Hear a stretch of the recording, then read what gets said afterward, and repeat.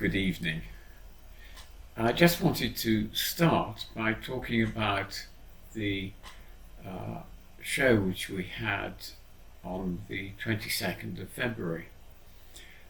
It was an evening meeting and it was fantastic. There must have been about 60 of us there altogether, and I introduced it with a little talk, and then we heard people tell their stories and ask questions, and I thought it went extraordinarily well. And the feedback we've had is that it was really useful for people and interesting.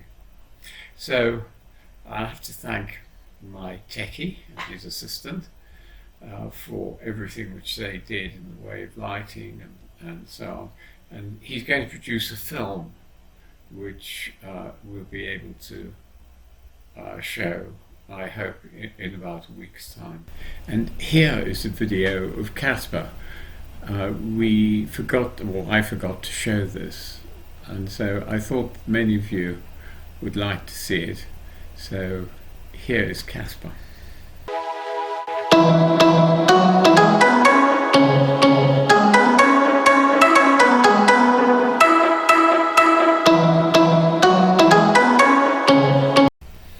So that was a great success.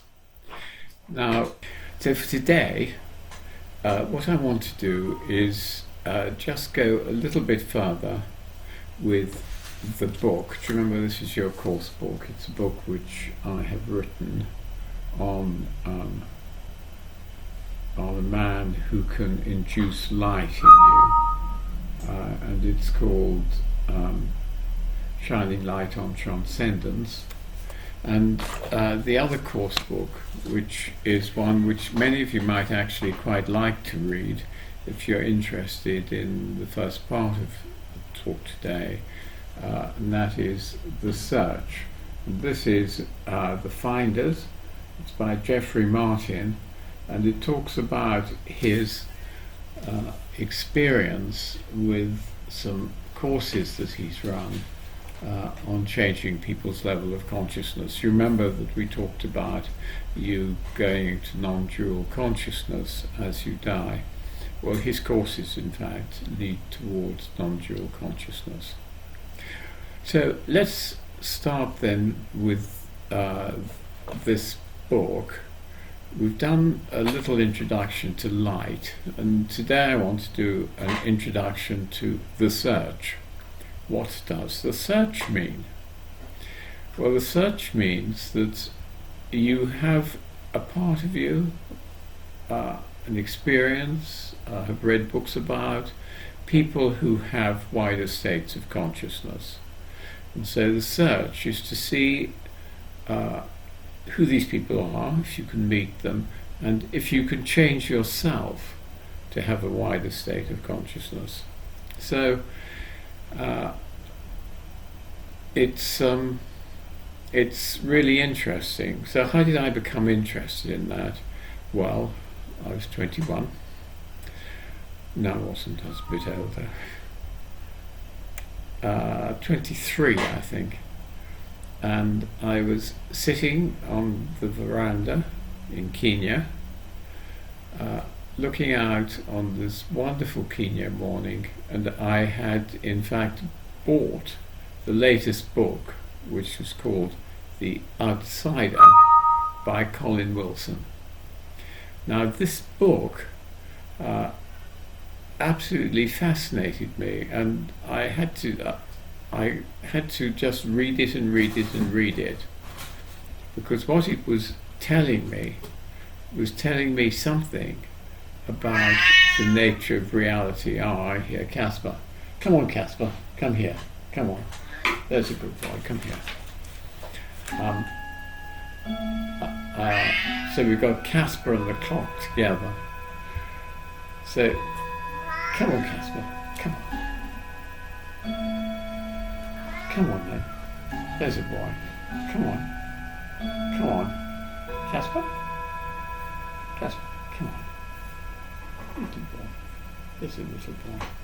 No, doesn't. So, this book called The Outsiders was on the idea that all the great musicians, the great poets, the great artists are able to reach a higher level of consciousness in their work. And this is a transcendent level. It's a level about the ordinary consciousness. If you get into this level, you can be very, very creative. For example, think of Mozart, who is said to have been able to pull his music down from that level and have it in his head and then just simply write it out. So this was very exciting. It started in me the idea of searching for people who had this level of consciousness, and for people who could help one to possibly extend and enhance one's own level of consciousness. Now remember, this was a very long time ago. Nowadays it's a very common idea, and the idea that you go on meditation courses, you do yoga, you do all these sorts of things, wasn't around there very much. When I started doing my first studies on meditation way back in 1969, it hadn't been heard of, and many of my colleagues thought that an interest in meditation was really not the way to go. Any rate, so I started looking for interesting people, and I came across a number.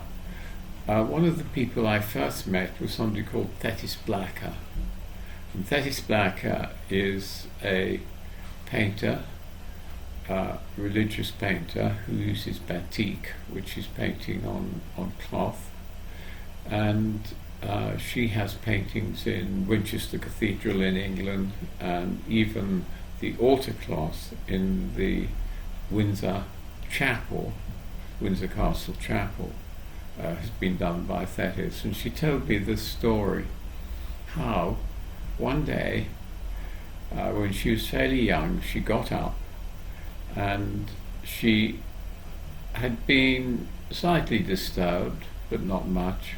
She went out and walked through a field. When she was in the middle of the field, then it happened, and she got a huge expansion of consciousness. She became one with the universe. Hello Casper, are you coming back, are you? One with the universe, and tongues of fire was what the ordinary daylight seemed to be, and she was totally transformed by this. And as I say, she lost her individual sense of I and became one with the universe. Now, this must have lasted, I suppose, for about half an hour. Then she says she went back home and tried to write it down, but of course there are no words to express it. And this is one of the things about this level of consciousness. You can't really express it because there aren't the words, certainly not in English. Sanskrit maybe, English not.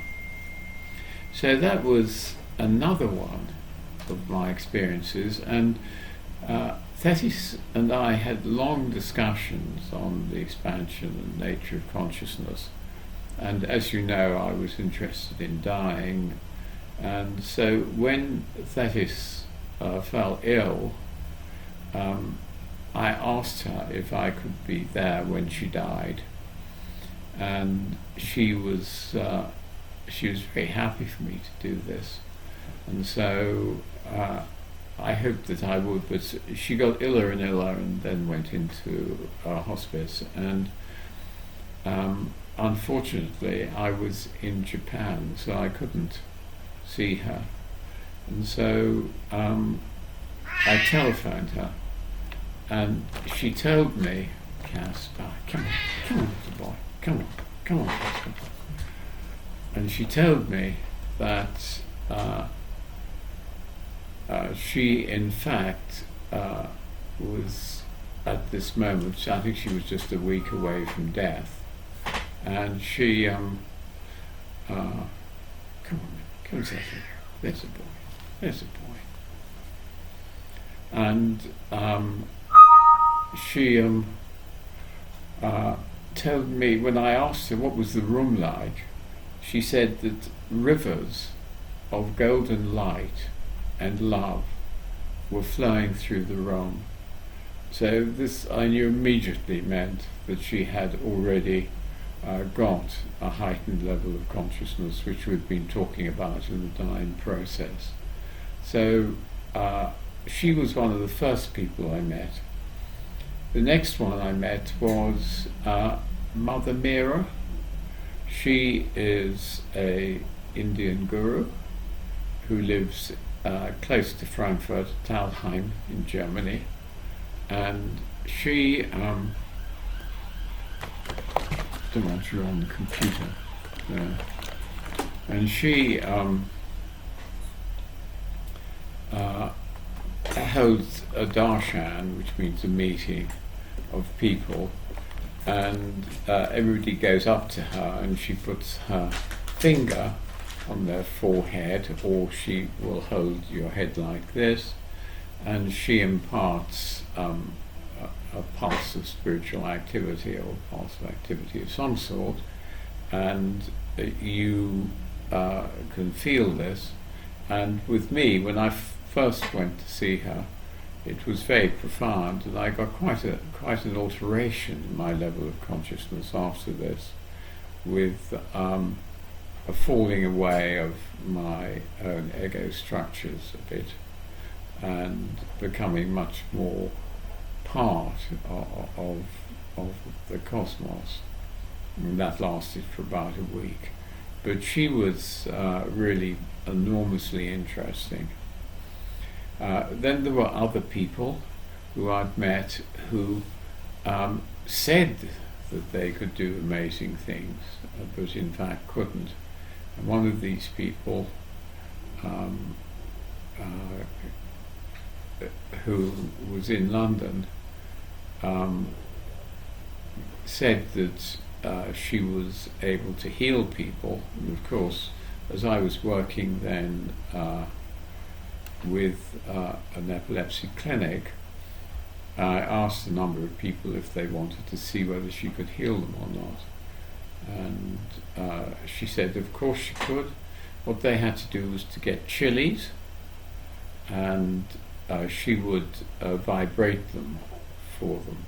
So we bought her chilies and she vibrated them, and then these people went home and slept with them under their pillow. And at the end of a fortnight, the chilies apparently lost their power, so they were in fact renewed with new chilies, new vibrated chilies. And after a month of this, I'd been charting empty seizures frequency. It was quite clear that the chili treatment made absolutely no difference to epilepsy at all. And so we went back to Divine Mother and said, I'm afraid the chili treatment doesn't work. And so what she did is she put her hands on everybody and told them their epilepsy had gone. Well, of course it hadn't. And that was an experience of the other side of looking for people who had higher altered states of consciousness. So I think that you need your discrimination, because there are some people who are absolutely amazing and there are others who can't do anything but say they can. Now the whole field of consciousness has changed because of Jeffrey Martin in California and his classes. He has got over 1,500 people who are extremely happy, and he has defined, and particularly you can read it in his book there, he's defined what an expanded state of consciousness is. And it contains some very special things. For example, you could, if you wanted, ask people how they see other people. If you've got an expanded state of consciousness, you've lost your egoic structure, and you see people as either energy or as much more part of the cosmos than just being individual beings like we normally look at them. So I think that anybody who is interested is searching for some way of altering their level of consciousness, as I'm sure many of you are in fact, to find this is a good book to read. So then I was in fact interested in Alain Fouché. And Alain Fouché is a Frenchman, and he has the ability, when he meditates, to change your level of consciousness. And so I think it would be helpful if I told you a little bit more about him, but we'll do that next time if that's okay. So for today then, the idea of a search is important. The idea of finding people who do have a higher level of consciousness is important. And of course one thinks that lots of people like this, like the Dalai Lama for example. And there are many examples in the literature. And we will continue with this next week when I look at this book, Transcendence, and we go into what happened to me when I met Alain Fouché, and he was able to make me see light when he meditated. Okay, well, I think that's probably enough for today. Again, I would like to thank everybody who came to our meeting. We will be putting the video up of that meeting. It was, I think, really a very important meeting, and certainly I was absolutely delighted to meet people and to hear their stories and their questions. So we'll be back with that video. Thanks very much.